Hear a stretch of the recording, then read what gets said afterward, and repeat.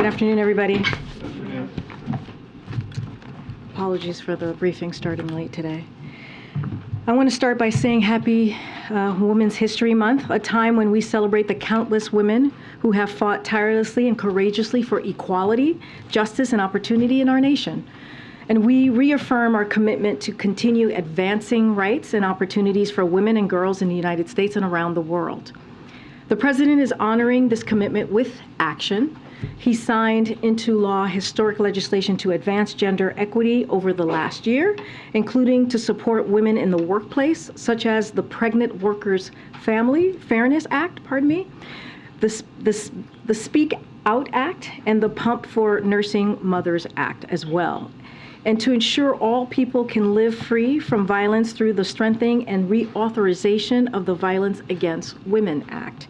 The President is also proud of having the most diverse group of women at the highest levels of government in U.S. history, including the first woman vice president and the first gender equal cabinet.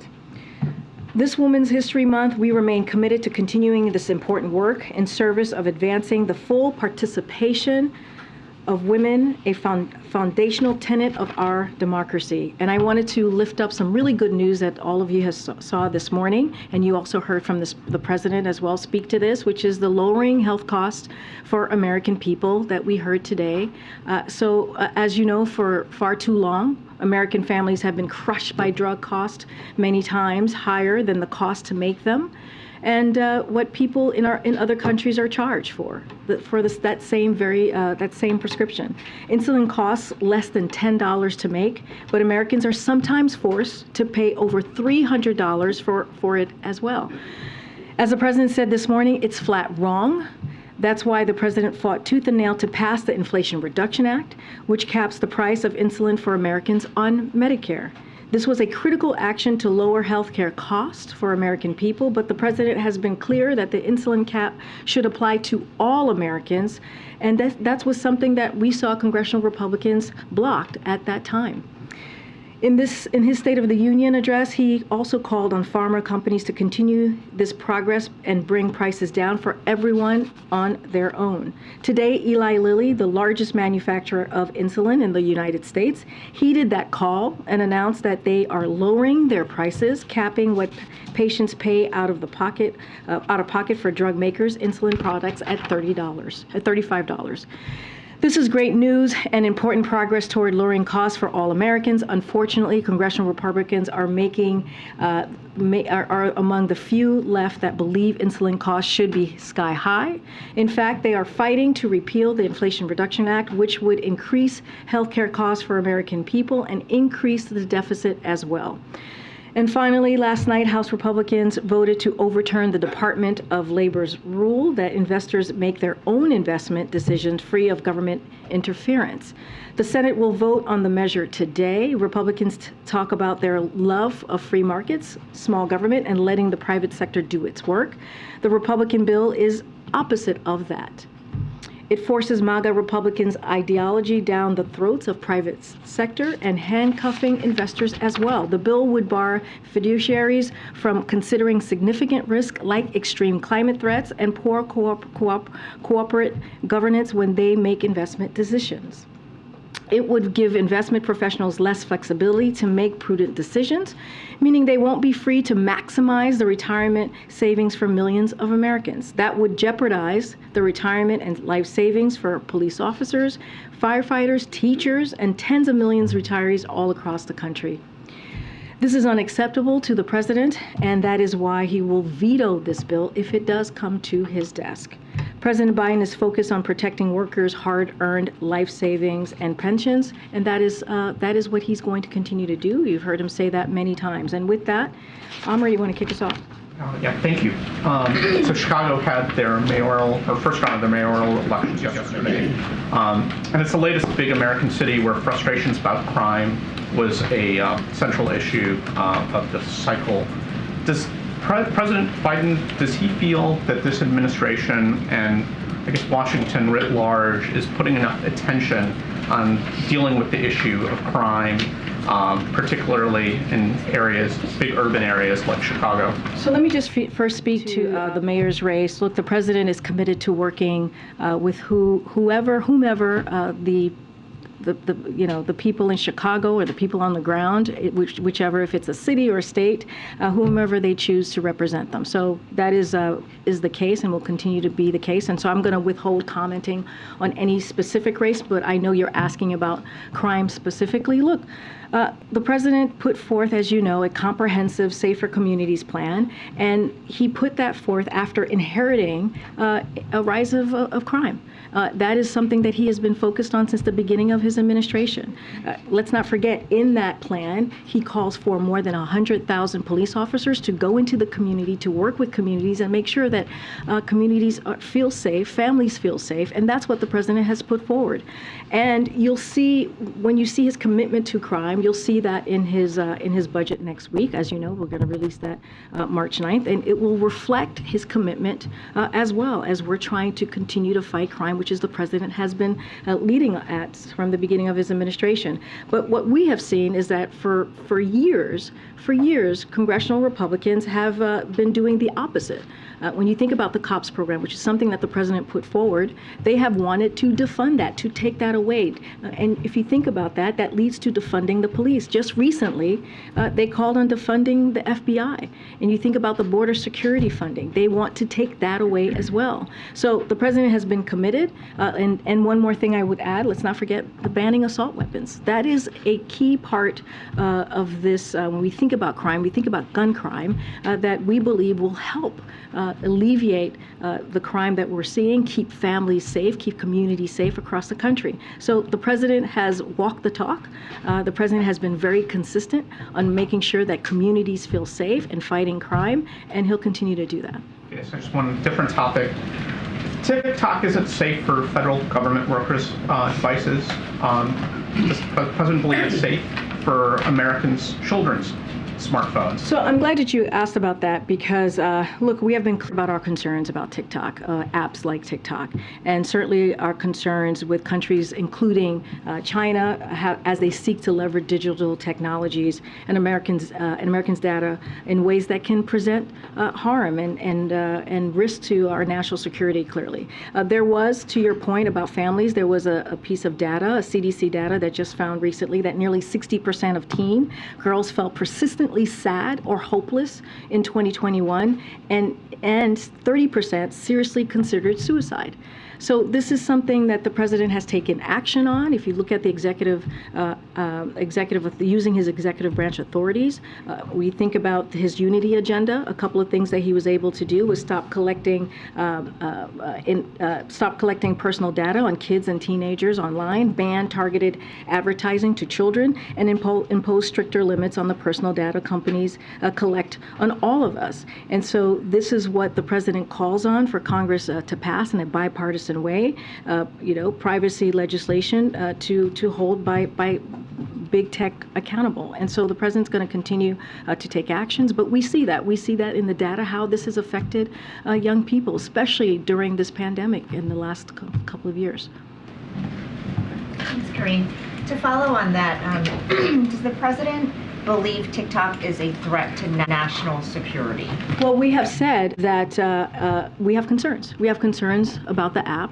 And that's why we have called on Congress to act, and including, and I mentioned earlier, just moments ago, including how China is trying to collect the privacy of Americans in a way that it can present national security risks. So yes, we have concerns about that, and look, we're going to continue to call on Congress. I just laid out the president's unity agenda and what he's looking to do and the actions that he wants to take from the executive branch of his authority, and so we're going to continue to call that out. Do the actions include a ban on all devices in the U.S.? So look, what I would say is this: the White House does not use TikTok, but we do believe that Congress took action, and so therefore, clearly they took action and put this into law, and clearly we're taking those steps as it relates to the federal government. Outside of that, we know that CFIUS has an ongoing investigation ongoing looking at this situation. So I'm not going to go beyond what CFIUS is doing. I guess what I'm trying to understand is, has the president not issued a federal ban on TikTok on all devices because he does not think it's a threat to national security, or because he does not have a legal mechanism to do so? I'm not going to get into the specifics on what he has legally to do so or to not do so. What I'm saying, and we've been very clear, that TikTok, poses a problem and an issue. And so we have concerns about that as it relates to Americans' data, collecting Americans' data, and the potential national security risk. And we've been very, very clear on that. Again, CFIUS has an ongoing process that they're working through. So I'm going to let that speak for itself, what they come up with. And then just one more on the intelligence assessment on the Havana syndrome. The community does not believe it was a foreign adversary that is to blame for these cases, but rather things such as pre-existing conditions, conventional illnesses, environmental factors. Can you elaborate on what that might mean, and what else you're doing to try to pinpoint exactly what caused it? So a couple of things. Look, nothing is more important to this administration, to this president, than the health and the well-being of our workforce. So that is a priority for this president. With bipartisan support with Congress, we have focused on ensuring that our colleagues and their families who report anomalous health incidents receive the support and access care that they need. And so that has also, that medical treatment, the medical care that they need has been incredibly important. So we also asked the U.S. intelligence company to surge resources to help advance our understanding of the AHI reports to date and examine all possible explanations. We have committed to be transparent with the workforce because we believe that's what they deserve, and with the American people as well. But what the IC has learned, and we would refer you to clearly ODNI as it relates to the assessment and what the specifics of that assessment and the key judgments that the IC released, that's something that we clearly would recommend to them. But it is important to note that what the director of the National Intelligence said and underscored today is that today's IC assessment does not call into action the very real experiences and symptoms. Like, we acknowledge that, and we understand that people are truly went through an ordeal. And so, and that's something that clearly our colleagues and their families had to deal with. So our commitment and the president's commitment to the health and safety of U.S. government personnel remains unwavering. And this is why the departments and agency will continue to provide timely care on as we look at the medical care, and make sure that that the reports are thorough, support research efforts, and process Havana Act payments as requested. So again, as it relates to any specific questions to their assessment, I would refer you to ODNI, but this doesn't change the commitment that the president has in making sure that these families, our colleagues in the workforce, get the help and assistance that they need, and they're going to continue to work through that. Thank you. And just to follow up on that, is the president satisfied with that report, with that assessment on the Havana syndrome? Look, I'll say this, what's important to the president is that we take this very seriously, as the intelligence community has. And you saw the assessment. They laid it out pretty clearly from ODNI. What we are committed to is making sure that our workforce and their families get the assistance that they need through the medical care. And look, the work is ongoing. It continues. So that extra special financial support that came from the Havana Act that the president signed, the White House still believes that the people who are suffering from these symptoms, even with this assessment now, that those people should still get that extra financial support. Absolutely. Yeah, absolutely. But I do want to send a message to the American people. Look, it is important, again, for the health and wellness of our workforce to be a priority. And that's what you saw from the intelligence community assessment. And look, and even from the assessment, that doesn't alter that. It doesn't alter our commitment, the president's commitment to their health and safety. And so that's what I would say. There is a commitment there to make sure that we make sure that there is a safe workforce for folks who are working for the U.S. government and who are clearly employees. If I can, just on one topic that you had brought up, the Eli Lilly news. Did the president make a personal appeal directly to any company executives ahead of this announcement to lower the cost of insulin? So I'll say this. I mean, the president has the biggest bully pulpit, Beyond right? Well, I mean, I think that's pretty important, right? I think when people ask what is the president doing, using the bully pulpit as he did at the State of the Union and calling out or laying out how we can help the American people is critical. It's important here. And we saw that, right? We saw that he spoke to insulin and how cost needs to go down. And here we see Eli Lilly taking action. And so, look, this is something that he's going to do. Using the bully pulpit as the president of the United States is an incredibly powerful tool.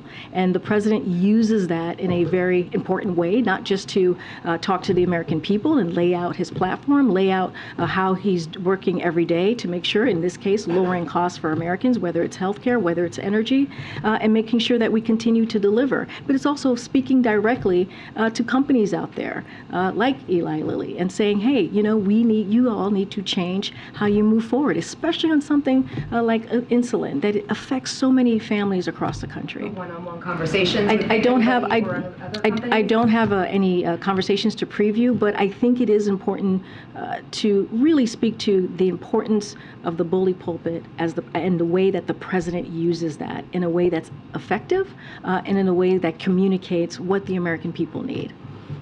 Thanks, Karine. China is going through its party Congress process right now, and they're expected to implement the biggest government reshuffle in a decade over there. What will U.S. engagement with the Chinese look like once this process is over? So the approach that we have to China hasn't changed, right? You've heard us say we seek competition, not conflict. You've heard us say that it needs to be practical. That's the way we approach it, calm and resolute, and that is not going to change. And the president will always do what is required to defend our interests, the American people's interests. Still believes it is important to keep the lines of communication open. As you all know, Secretary Blinken very recently, when he was in Munich, had a meeting, a conversation with Wang Yi, his counterpart in China. And so again, keeping those lines of communications open. So as you mentioned, they're going through their annual parliament to put in place its government representative. We maintain working level lines of communication as they go through this process. And after that's done, as we have said, we are prepared to have high-level engagement with China from the president on down. I don't have anything to preview. I know many of you have asked me about if there's a conversation with the president and President Xi. I don't have anything to read out for you at this time. He is expected to further tighten his grip on China after this process is over. How is the administration viewing that? How is the administration planning to engage with him? Look, I'm not going to get into how the process of their annual parliament. I'm going to let them, that's something political. We don't really respond to that. They're going to go through their process. Once that is over, we're going to continue having an open channel conversation. As I mentioned, Secretary Blinken had a conversation with his counterpart, Wang Yi, very recently in Munich when they all gathered there for the summit.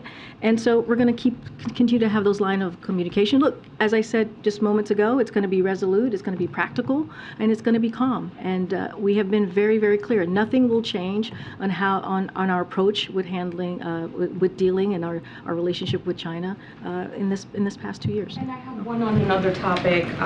The Ron DeSantis op-ed in the Journal yesterday, where he talked about signing a law that ended Disney's self-governing status in Florida. That essentially provided the company with a favorable tax structure. They were able to get away without paying taxes around the regional infrastructure developments. How does the White House, that has been cracking down on corporate tax evasion, view this move by DeSantis? I mean, is there any line of thinking that perhaps supports what has just happened in Florida with Disney? So I'm going to be very frank with you, Nandita. I have not read the op-ed, and I don't plan to. Look, the president has been very clear here. He's going to deliver for the American people. I talked about lowering costs. We just talked about Eli Lilly and their great announcement of capping $35 for insulin, which is going to be so important to families across the country. We just talked about, I was just asked about crime and the work that the president has done over the last 2 years to fight crime in communities, something that he inherited when you think about the rise of crime in the last couple of years. And so we're not going to play political games. That's not something that we do here. We're going to continue to stay very focused, laser focused on delivering for the American people, and I'm not going to read that op-ed. Go ahead. Thanks, Karine. There's a bipartisan rail safety bill that was introduced or proposed today, and the Senate Majority Leader Chuck Schumer endorsed the broad outlines of the proposal. It's the White House seen it. It's the White House supported in the wake of the East Palestine disaster. We're glad to see bipartisan support. This is something that Secretary Pete has been calling for, and this is clearly to bring forth several rail safety measures, which is incredibly important. The bill would increase the maximum fines for safety violations. It would strengthen rules governing trains carrying hazardous materials. It will accelerate the timeline for phasing in safer tank cars and establish a permanent requirement for two-person train cars. So this is a good first step, and we welcome it. We encourage Republicans and Democrats to continue to work together to advance these common sense rail safety measures, and it's an important first step, and we welcome it. Is there anything just on the executive branch side that you guys are considering or weighing in terms of assistance to East Palestine? So as far you're talking about more economic assistance, look, you've heard from Secretary Buttigieg, you've heard from the EPA administrator speak to how we're going to hold Norfolk, Suffolk accountable here to make sure that they pay for the mess that they created on the ground in the community of East Palestine. This is something that we are incredibly focused on and serious about. You've even heard the EPA administrator say that if they don't, they will have to pay this 3 times over. And so, look, we're going to keep them accountable, and that's going to be our focus. And then just one final one. The president nominated Eric Garcetti roughly 600 days ago to be the ambassador to India. He's supposed to have a committee approval process next week. Vote, I think, is still kind of up in the air. Does the administration believe that he will be confirmed, and do you feel like this is a make or break moment for a long process? As you know, Phil, Eric Garcetti was voted out in a bipartisan way out of committee, and so clearly he has had bipartisan support.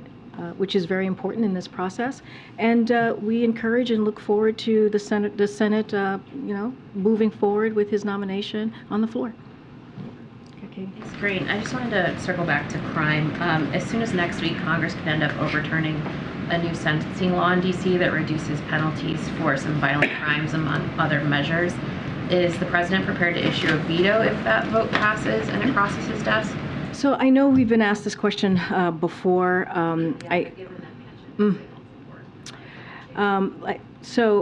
Look, the president takes this very seriously when it comes to crime. I'm not going to get ahead of what the decision is going to be or what it's going to ultimately look like. Don't want to get too much into hypotheticals. But what I can state clearly, and I've said this before, the president is very committed to make sure that our communities are safer, that families feel safer. That's why he put forth a plan very early on, making sure that we put more police in communities, that work with communities so that they feel safer. And you'll see that as it relates to funding, you'll see that in his budget next month. I'm not going to get into too much of hypotheticals from here, but the president, I believe, in the last 2 years and throughout his career has shown his dedication in making sure that we keep communities safe. Okay, and just a second one, since it's March 1st, do you have any information about the president's planned trip to Ottawa this month? It's been reported that he's going to be visiting. I don't have anything to share, nothing to preview at this time. Okay.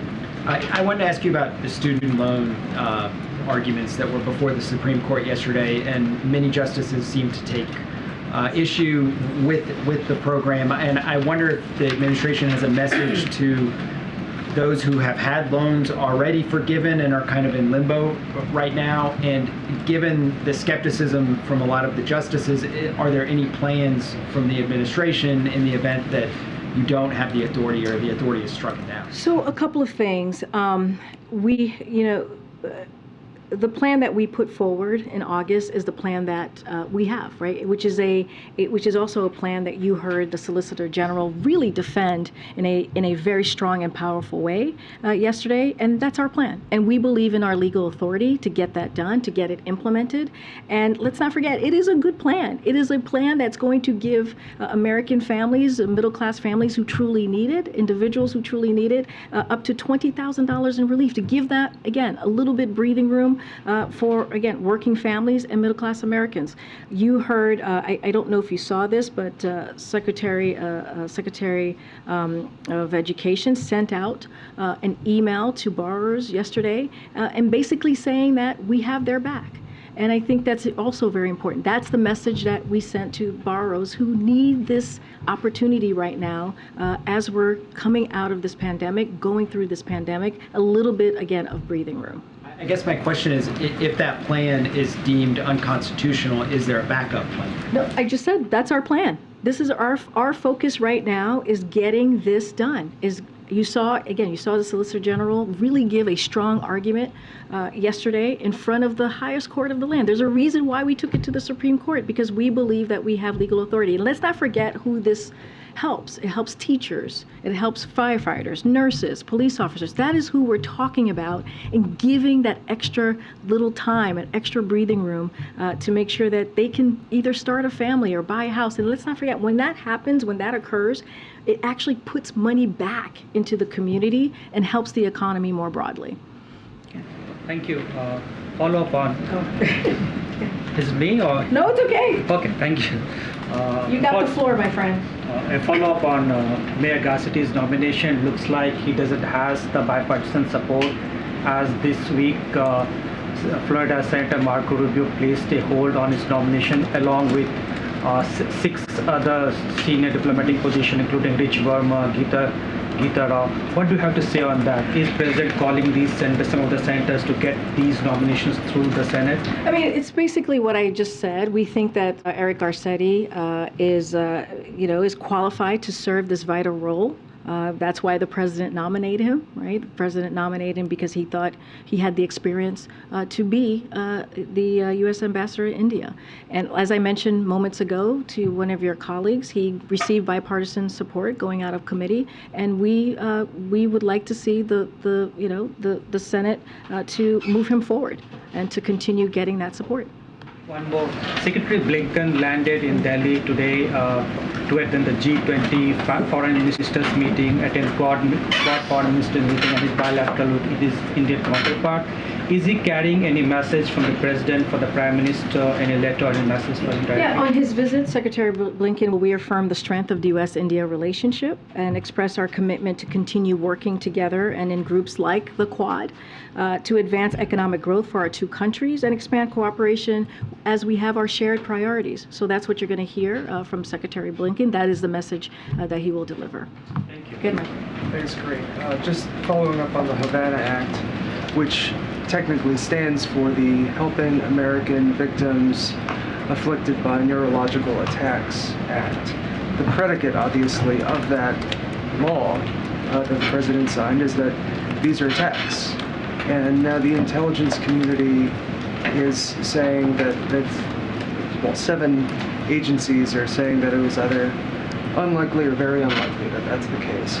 So understanding your position that obviously the administration wants to ensure that personnel across the government gets care, but that's not what this law outlines. This law outlines care for those who have been the subject of attacks.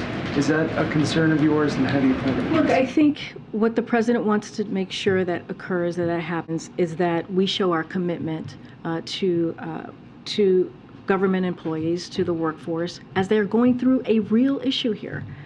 This is a real problem that they have all experienced. And so we want to make sure that they continue the medical care that they're getting, that they get the resources that is needed as they're working for the U.S. government. That doesn't take that away. And so that is a message that we're going to send to the workforce, the U.S. federal workforce, and also to the families who are going through this, the individuals who are going through this right now. And I think that's an important message for the president to send.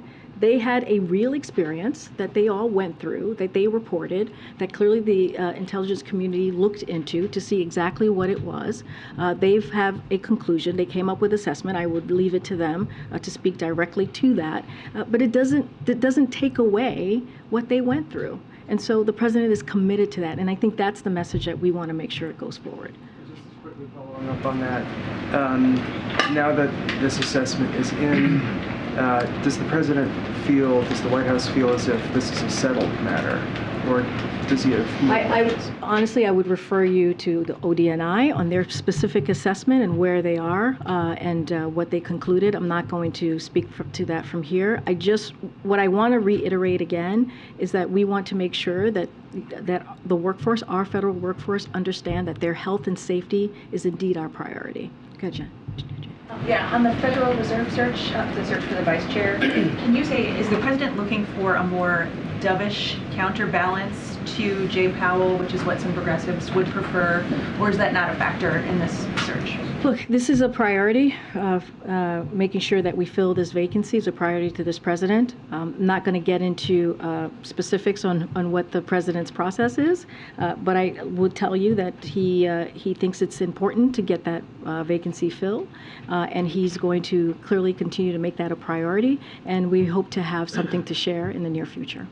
FISA 702 reauthorization. What's the White House's position on reforms to 702 in this round? Would you be open to reforms, or is the White House insisting that the section be reauthorized without any changes? I don't have anything new to share on that particular piece. If I could go back to the question about the D.C. Council action and the likelihood that the Senate will send the president a bill that forces him to make a decision.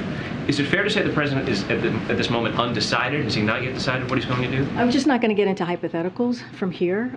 What I can say to you is the president's commitment, just more broadly as it relates to crime, as it relates to making sure that Americans and families feel safe, and what he's done in the past 2 years, but also beyond. And so that's what I can speak to at this time. Just not going to get into hypotheticals from here. So let me ask it this way. There are two ways to look at the question. One is to side with the mayor, who said that the council's action went too far and she vetoed it.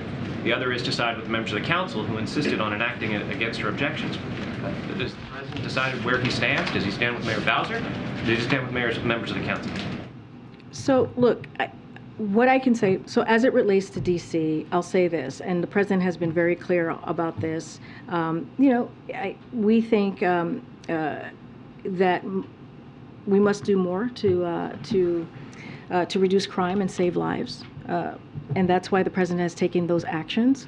As it relates to more D.C. more broadly, and the president has said this as well, it's a clear example why D.C. deserves statehood, right? And that's something that the president has called for since the campaign. But again, I'm not going to get into particulars, into hypotheticals. The Safer America plan was something that the president has put forward to lay out how he sees making communities safer, how he sees dealing with an increase of crime. That happened, that he inherited, that happened before he walked into office.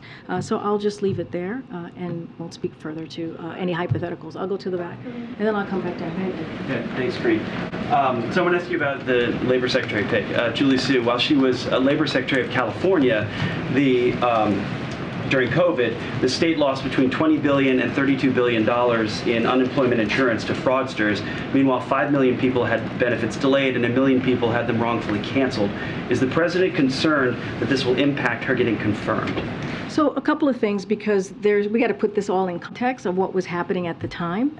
It was a historic crush of unemployment claims at the onset of the pandemic. That's what we were seeing. The design of the initial pandemic unemployment systems in years of national investments in UI modernization led to challenges, right? Including fraud attacks, as you were just stating, across the nation in red and blue states alike. That was happening across the country during the very early stages of the pandemic. But under her leadership, under Julie's leadership, California took important steps to process a number of claims. We're talking about 1 in 5, which is in the entire nation. That's what California was dealing with, to ensure that working people who were out of work, and this was not their fault, could continue to pay their rent, could continue to put food on the table, continue to keep the lights on. So look, she believes in safety nets and need to be strengthened. That is something that she indeed believes in. And I'll add this as well. When the president took office, he prioritized combating potential frauds of relief funds, just as he did aggressively and successfully as the vice president. So this is an issue that's important to her, strengthening those safety nets, and also an issue that's important to the president that he's actually taken action on. So does he think she can be confirmed? Oh, absolutely, yes. She thinks that the Senate should confirm her, and she is the right person for the job and has the experience to do the job. And let's not forget, she has spent the last 2 years working hand in hand, with Secretary Walsh. You talked about TikTok earlier. I'm just curious now, why did the administration then wait so long to ban TikTok in all federal employees? 29 states have already done it, and the president, his first month in office, canceled an investigation by the Commerce Department into TikTok. So why did they wait so long? So I'm not going to speak to any investigation. Look, the process is happening now. That's what we're seeing. What I can say is that the president has been very clear about his concerns with apps like TikTok, and I just laid out the CDC reporting and how it's affecting our children, and the importance of making sure that we deal with this in a real way, which is why he put forth his unity agenda and laying out ways that we can deal with an issue that is affecting the emotional growth and also of our children. And so, look, the unity agenda kind of lays out how the president wants to move forward. I'm not going to go beyond that. Yeah. What follows on the ESG waiver rule? You framed, the White House has framed this as kind of MAGA Republicans imposing their views on the free market. The fact that 2 Democratic senators say they're going to vote for this bill, does that undermine that argument? No, not at all, because this is something that Republicans have pushed forward. This is their agenda, which is kind of in line in how they want to move forward with a very extreme ideology, the MAGA Republican ideology. And what they're doing again is they're really pushing down the throats of private sector. That's what we're seeing. This is what this piece of legislation is. And a timeline question, any timeline on when the president would issue this veto if we assume this bill passes today? I mean, it depends on the mechanism of the Senate and what ultimately happens and the voting dynamics. I can't speak to that here on the timeline. Thank you, Karine. Why is President Biden afraid of China? The president is not afraid of China. Well, Did you see the president last week when we went to Ukraine, went to Kyiv? This is not a president that's afraid of anything. It was a historic trip that many of you said was brave. So clearly, this is a president that's not afraid to go to a war zone. He's not afraid to go there when there's no military presence on the ground. So there's nothing that this president fears. China flew a spy craft over the U.S. The president didn't really do anything to China. And according to the FBI director, China may have created something that has killed more than 1.1 million people in this country. And President Biden is not punishing them. So you're giving me two things here. So let's take them in parts. As we talk about the China surveillance balloon, the president did take that down, and he did it in a way that as it was on its path, we collected information from it, we protected our national security information on the ground, and we did it in a way that was smart, effective, and also protected the American people. That's what the president's always going to put forth, is the safety of the American people. So that's what the president did with that particular issue. Look, as it relates to, you're talking about the COVID origins, we've been very clear.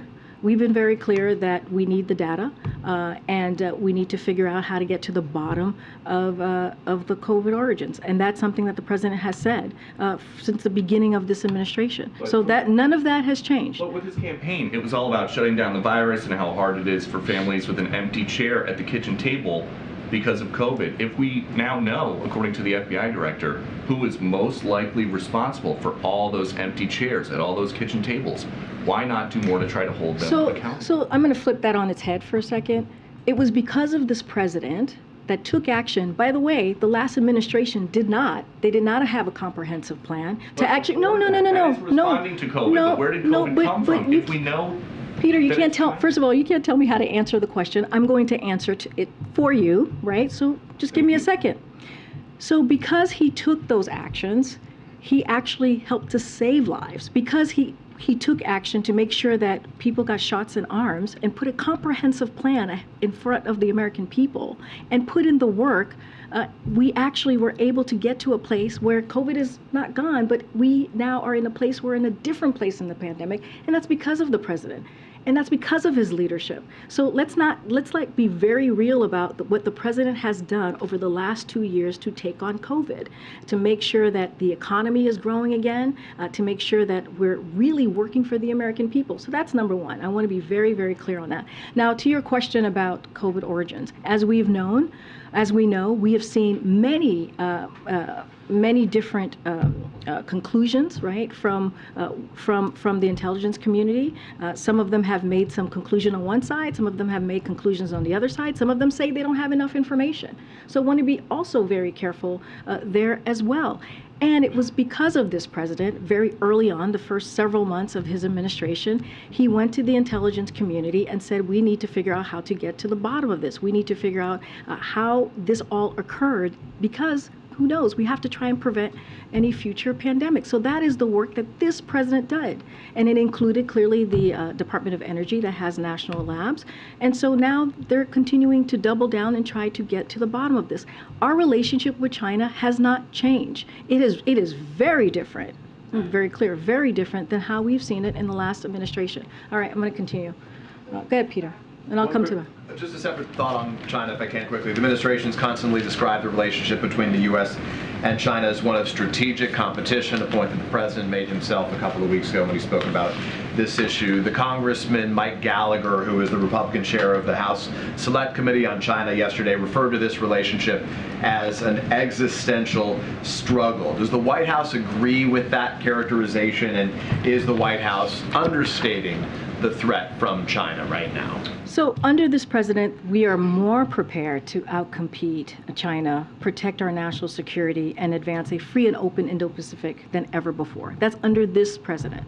And that's because of the work that he's done in the last 2 years, and also the experience. This is an experienced president, as you know. He spent more than 30 years in the Senate. He spent 8 years as vice president. And so he understands how to deal with foreign policy relationships, foreign leaders. And so that's how we see our relationship with China moving forward. Many of our efforts we have been pursuing are bipartisan. They're underscoring the alignment at home on the key issues, and we will continue to work with Democrats and Republicans, because the way we have moved forward is indeed in a bipartisan way. Let me follow up on a separate question that was asked by one of my colleagues in the room about the student loans and the wait for the decision from the Supreme Court as it relates to this. I know that you said earlier that there is no other plan. The plan right now is the one that's being presented before the Supreme Court, and you feel strongly in your case. Obviously, those who have loans that they would owe in case this is rejected don't have that same ability. They have to have a backup plan in case. I know that 2 months would pass before they would have to pay those loans again in case the Supreme Court rejects this here. But what do you say to those Americans who have tens of thousands of dollars that they might be responsible for 2 months after the court makes its decision if they choose to reject it? Yeah. How should they be preparing right now for that, and what would you do to protect them? And I'll just add that yesterday, right in front of the Supreme Court, you saw many of those Americans speaking out loud and clear and saying how important the president's plan is to them, because they're being crushed. But what should be No, the plan? Because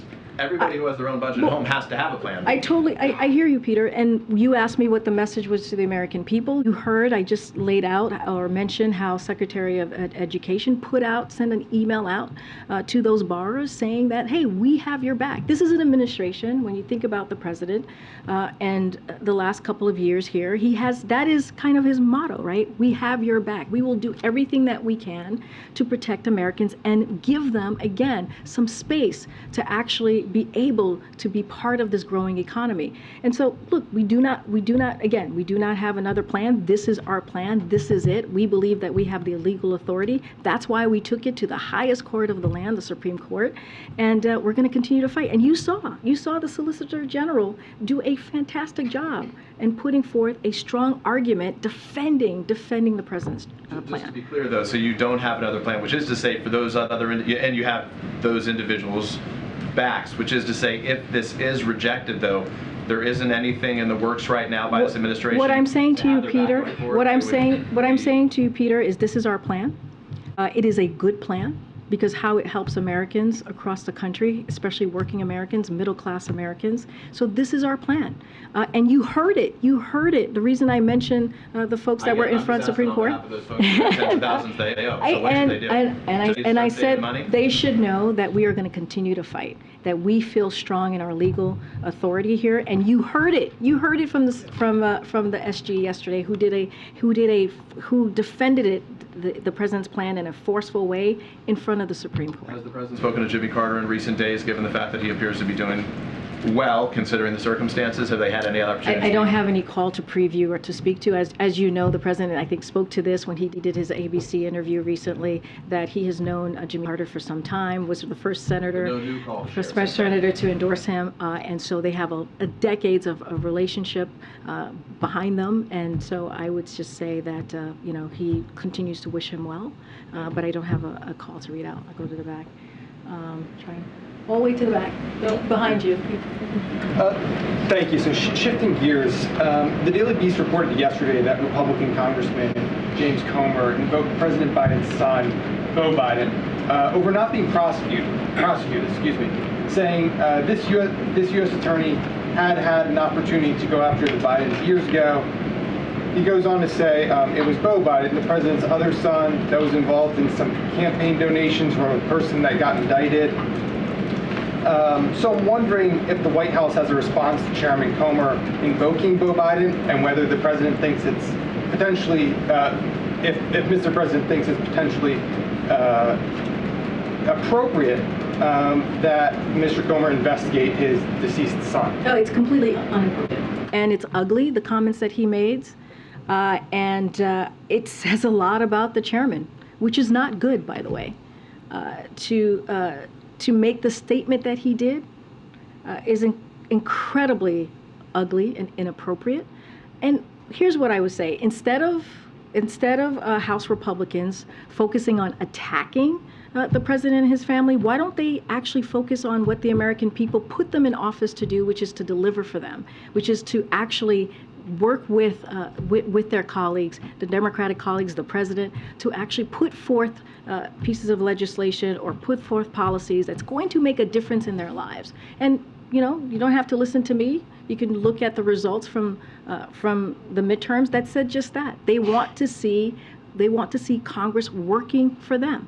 That's what they want to see. They want to make sure that their Medicare is protected. They want to make sure that we're lowering costs. They want to make sure that their family feels protected. They want to make sure that their rights are protected. But that's not what House Republicans are doing. Instead, they want to do political stunts. Thank you. Way in the back. Way in the back. Thank you. Way in the back. Go ahead. Thank you. The Attorney General Merrick Garland was testifying up on the Hill today, and he was asked a lot about fentanyl. I have a few questions for you on that front. He was asked by Senator Graham. Senator Graham said, quote, "Would you agree with me that whatever we are doing as relates to sentencing guidelines is not working?" And the Attorney General said, "I would agree with that because of the number of deaths that you pointed out." Does President Biden believe that sentencing guidelines around fentanyl deaths need to get stricter? I just caught a bit of that coverage. I didn't catch all of it. And I will say that the Secretary or the Attorney General spoke to a number of issues from what I understand. What I know for sure that he spoke to the Justice Department's independent work and his commitment to rule of law. I'm just not going to go beyond that. The Attorney General was asked if he opposes making the senior-most cartels being labeled as foreign terrorist organizations, and he said he would not oppose that. Again, I only saw a bit of the coverage. What I can say is what he's committed to. I'm just not going to go into this. A little bit broader for a second. The number of fentanyl deaths in this country has doubled in the last 2 years. The Attorney General described it as an epidemic. Can you describe what the administration has done to curb and to try to tackle this epidemic, as he put it? So this administration, when you think about fentanyl and you think about the work that this president has done, it has been very much focused on making sure that we keep our families safe, making sure that we keep our community safe, and getting fentanyl off the street. And we've done that in record numbers.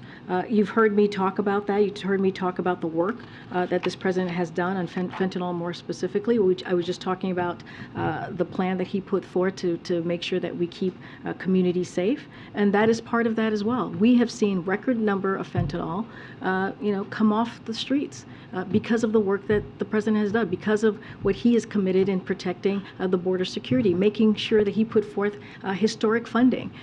There's still more work to be done.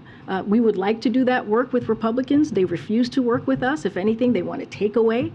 They want to take away that border security funding. They want to defund the FBI. But the president is using the tools that are in front of him right now on the executive level to make sure that he does everything that he can without the help of many Republicans in Congress to make sure that we keep community safe, and that's what he's going to continue to do. Go ahead, way in the back, Owen. Okay, thank you, Karine. Two questions for you, please. Thank you. Number one, just recently in California, a very tragic story. Catholic Bishop David O'Connell, Auxiliary Bishop of Los Angeles. He served the area for 45 years, ministering to migrants, the poor, victims of gang violence, known as the Peacemaker, and he was gunned down in his home, murdered, just a few weeks ago. I know the White House is aware of it, but do you have a statement or at least something you want to tell the faithful there in Los Angeles? Absolutely, and I appreciate the question. We do have something that we want to share, which is the President and the First Lady joined Archbishop Gomez, the Archdiocese of Los Angeles, and the entire Catholic community in the mourning of Bishop David O'Connell. We also express our sympathy and prayers for the family and friends of the bishop, who will certainly remember his legacy of service to those on the margins of society. And so, again, we offer up our condolences to the community. Thank you. And secondly, is President Biden aware of this leaked document that recently came out of the Richmond, Virginia field office that compared Catholics, conservative Catholics, to violent extremists? Several attorneys general have written a letter, and they say, quote, anti-Catholic bigotry appears to be festering in the FBI, and the Bureau is treating Catholics as potential terrorists because of their beliefs. Again, they wrote that in reaction to that leaked document. So my question is the president aware of that document, and what would he tell Catholics seeing these headlines who might be worried they're coming after us, the feds, because of our faith? So I have not seen this leaked document. I've not spoken to the president. I haven't seen it, so therefore I haven't spoken to the president about it, so I just don't want to get ahead of that. Would you look at it eventually and get... Yeah. Okay. Happy to. Thank you. Okay. About the Labor Department's ESG rule, I have a follow-up question on that. Today, Senator John Tester joined Senator Manchin, and he voices opposition to this ESG retirement rule. I understand the president will veto this bill, but what's your reaction to his statement today, and how does the White House feel about growing opposition to the ESG investment in Congress and in general? Well, I spoke to this at the top of the briefing, and I laid out where the president is on this. As it relates to the dynamics of the Senate and where this is going to go, I leave that to Senator Schumer. That's something for him to speak to. What I can say, if this bill reaches the president's desk, he will veto it, and I'll leave it there for now. Okay. Thanks a lot. I want to ask you about Merrick Garland's testimony today before the Senate Judiciary Committee.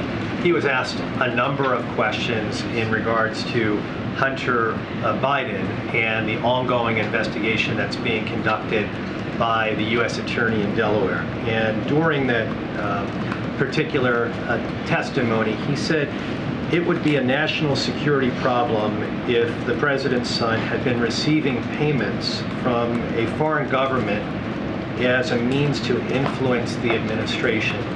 Do you agree with that statement from the chief law enforcement officer of the U.S.? We're going to continue to be prudent from here and not speak to any investigation that is currently underway by the Department of Justice. And when it comes to Hunter Biden, I would refer you to his personal representative. He is a private citizen, so I will leave it there. And we're going to continue to be consistent from here. Let me ask you another question on a separate matter, entirely a foreign policy matter. 2 Iranian warships are going to dock in port in Brazil on Sunday. As you well know, the president of Brazil was just here, meeting with President Biden. President Biden lauded the shared values of both countries. Do you have any issue with Iranian warships docking in port in Brazil? And so we've been very clear when we've been asked these types of questions of meetings or any engagement. We just won't speak to that from here. I would refer you to the respective countries. I'm just not going to speak to a potential meeting or a potential engagement. Just not going to do that from here. Go ahead, Courtney. It's not a meeting. Oh, well, I'm just not going to. Clearly, there's some sort of engagement happening. I'm just not going to speak to that from here. Go ahead, Courtney. Thank you. I wanted to ask you about the cases before a judge in federal court in Texas about abortion medication. We're expecting that judge to rule any day now, and the decision could either temporarily, permanently, depending on how the legal process goes, ban access to mifepristone in certain places. What's your message to patients that are worried about this? I know that you've so far spoken out on how you disagree with this court challenge, but what should doctors know? What should patients know when this could happen at any day, especially given that this judge has been relatively hostile to this administration? Look, I mean, I spoke to this very recently. We don't know what the court is going to do, as you just stated. Ultimately, it's for the court to decide, so we're always very careful. The decision would be unprecedented, as you know, and devastating to women's health, and we may find ourselves in uncharted territory. And so we're closely working with the Justice Department and HHS on this, on how to be prepared for any range of potential outcomes. And so we'll continue to do that. We'll continue to be steadfast. We're monitoring this and waiting, like all of you, to see where the decision goes. But again, we're not taking this lightly. We're taking this very seriously. This is going to be, depending on where this goes, this could be unprecedented and uncharted territory, and we're going to continue to do our work internally to see how we would respond. I also wanted to ask you about education for practitioners, doctors who perform abortions in certain states. When they're in medical school now, it's difficult to get practice with the procedure given that it's so limited or restricted. Vice President Harris had expressed interest in working on that issue, either by sending students to other places to get practical experience or other ideas. Can you provide any update on that, and if you're engaged in that? Yeah, I know she spoke about this recently. I don't have anything more to share than what she laid out about her concerns and the potential next steps. Don't have anything further to share with what the Vice President laid out. Karine? Karine, the back. Go ahead. If the Supreme Court rules against the president's student debt plan, will you all consider extending the payment pause while you come up with a plan B? We don't. Our plan is what we laid out in August. That is our plan, and we believe it's a good plan as it delivers, as it relates to the American people, middle-class Americans, as it relates to working people. This is a plan that's going to give relief to tens of millions of Americans across the country. And we heard from many of them yesterday in front of the Supreme Court. I'm just not going to get into hypotheticals. We believe that we have a strong legal authority here. That's why we took it to the Supreme Court. And you heard from the Solicitor General. She made a very strong case for why the president's program is important, and I'm just going to leave it there for now. Just another question on TikTok. You all have had TikTok influencers in the building before. You've briefed them before. Given the focus on the national security concerns, do you still feel like that's an appropriate way to engage with the app? So look, as I've mentioned before, the White House clearly does not use TikTok, but one thing that we do believe in is meeting the American people where they are. And the reality is, many of them, millions of them, are on this app. So we engage with people who are using their own platforms. It's up to them on how they use the content. But we've always said from here, this is something that we have said for a long time, that we're going to try to communicate with the American people and meet them where they are. But we are also have been clear about the concerns that we have with this, with apps like TikTok, and that's not going to stop. Go ahead, you have the last Thanks, question. Karine. We've just learned the TSA officers at a Pennsylvania airport stopped an explosive device from getting onto a plane Monday. Do you have any comment on that? I don't have any comment from here at this time. I would have to talk to our team. More broadly, do you have a message to Americans who are hearing about flight safety incidents, close calls, devices on planes? How can you ensure that the air is safe? Well, Secretary Buttigieg has been on the airwaves today, this morning, the last couple of months on this, speaking to our commitment to making sure that we keep Americans safe, especially Americans who are clearly flying. And so we're going to continue to do that. The President is committed to that. As it relates, for example, to the objects, the 3 recent objects, one of the reasons the President took the actions that we took was because we wanted to make sure that we kept civilian airways safe. So you've seen him take really bold actions in that way. But as it relates to just what we've been seeing the past couple of months and just most recently, look, we're going to do everything that we can to make sure that that Americans feel safe flying. I know there's an FAA investigation on this most recent incident, and so we're going to see where the investigation goes and how we can prevent that. All right, thanks everybody. See you tomorrow. Thank you.